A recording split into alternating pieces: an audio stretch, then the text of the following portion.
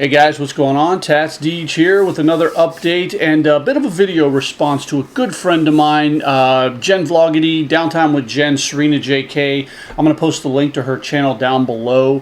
First thing I have to do is just offer Jen a sincere apology. She did a video a few weeks back and she tagged me not only in the video, but she posted the video on Facebook, tagged me in it on Facebook, and man, my life is so hectic, and I really am the worst YouTuber on the planet because my life is just so busy. I can't find 30 minutes, an hour of my day to just sit down and watch YouTube videos that are from people who are friends of mine, you know, and I feel really terrible about that because when, you know, if you look back historically at some of my YouTube, you know, early YouTube videos, one thing that I really took seriously and to me was one of the best things about YouTube was the YouTube community. And the further I've gone along here over the years, the more busy I've gotten, the more my responsibilities have piled on.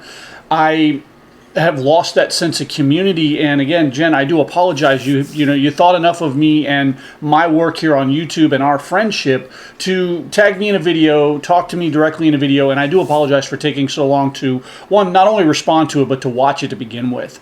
Just watched it today, and I'd like to get into a little bit about what Jen was talking about. She was talking about being inspired and what inspires you, and if you're feeling bogged down in life, if you're feeling like you're just kind of treading through the muck and you're not going anywhere and, you know, you always feel tired all the time, she made the argument of, are you tired or are you uninspired? And one of the big topics that she brought to light, and this is kind of symbolic because I'm going to have a drink.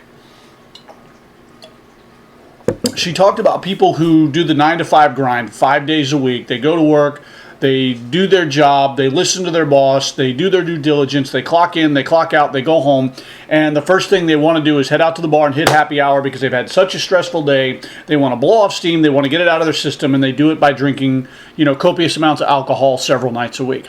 I can attest to that because for different reasons, I was that guy.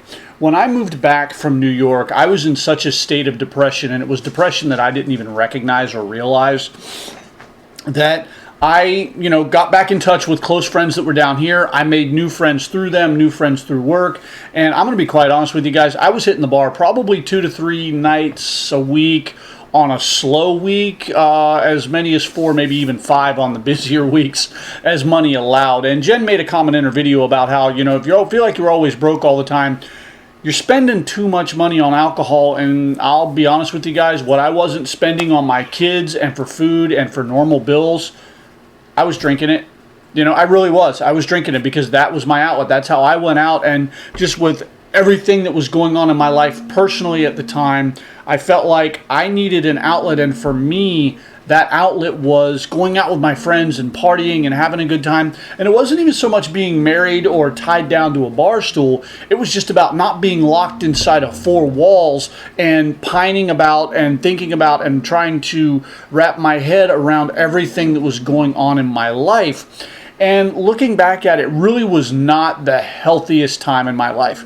I was working out regularly. I was going to the gym 4 or 5 days a week. I mean, this sounds like a crock of shit, but it's the honest to God's truth. My days would start at 4 o'clock in the morning. That alarm would hit. I'd get up. I'd grab my gym bag. I'd grab my work clothes. I'd get in the car. I'd be at the gym by 4:30. I'd work out for an hour and a half, 2 hours as time allowed. I'd get my ass to work by 7:15, maybe 7:30, depending on how I was running. I would put in a 9-hour day. Then I would get off. I would go home. I would get changed into another set of clothes, and I would go out until 10, 11 o'clock at night, turn around and do it again the next morning. And that, no lie, was my life for months if I didn't have my kids and if I wasn't directly dealing with my kids at the time. If I was on my own, man, that's what I did and that's what I lived. And while there were physical aspects of my life that I was trying to take care of, getting in better shape, changing my diet a little bit, the way that I was dealing with the stressors in my life and the way that I was dealing with issues that were going on at the time were not exactly healthy. And again, that's what Jen's, you know, video was about.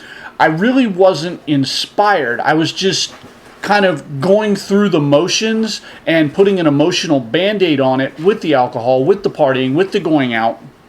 And now, fast forward 3.5 years later, almost 4 years later now, because it'll be July in 4 years that I've been back from New York. Fast forward 4 years, if I go out once a month, guys, that was a busy month for me. I've just got so much going on. As I said at the beginning of this, I work a full-time job. I work a part-time job every other weekend that I don't have the kids. On the weekends that I do have my kids, we're busy, we're doing something.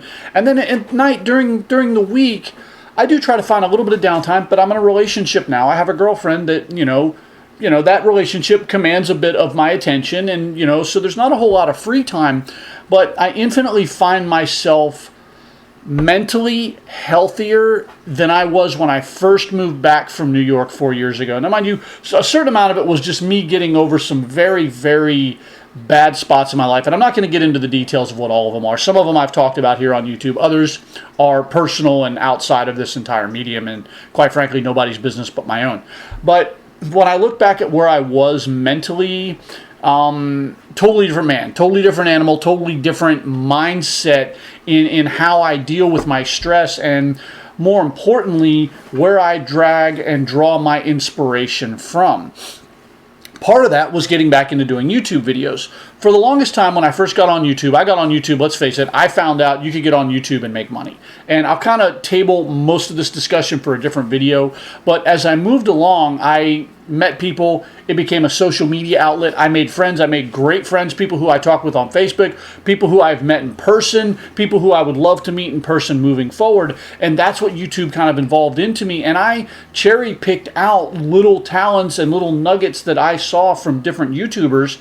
And those types of people inspired me not only here on YouTube, but in life. I take my friend Steve, Myoldreteacher. Steve and I have known each other several years now, and he and I have had some very deep conversations, not only about life and family and relationships and work, but about religion, atheism versus, being religious of some type. And, it's as he's moving forward in his YouTube career and in his life, he's finding new areas to be inspired, and he's not reestablishing himself with his faith, but he's revisiting the faith-based aspect of his personality and his life and trying to find a bit of inspiration there, as well as find inspiration in the little things that he likes to do. He likes to model make, and he likes to do videos where he shows the different processes that go into making these models and these trains and different things like that. And he's just mad creative in a way that I couldn't even imagine, because one, I don't have the talent, two, I don't have the patience.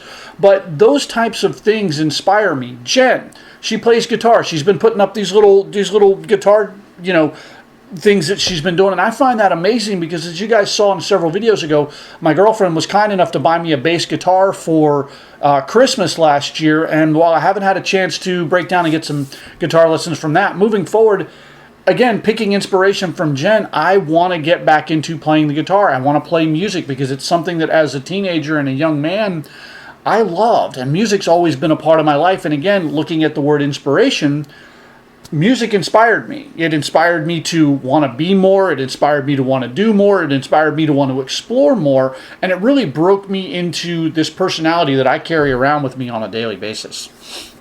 So I'm not going to make it any more long-winded than that. I want to thank you guys, as always, for watching. I do, again, want to thank and apologize Jen, not only for having the kindness to think about me and tag me in a video, as well as try and bring people to my channel, but again, apologize for taking so damn long to get back at it. I'm an awful YouTuber. I'm going to talk about that in the next video. I'm Tat Steege. I love you guys. And I'm out.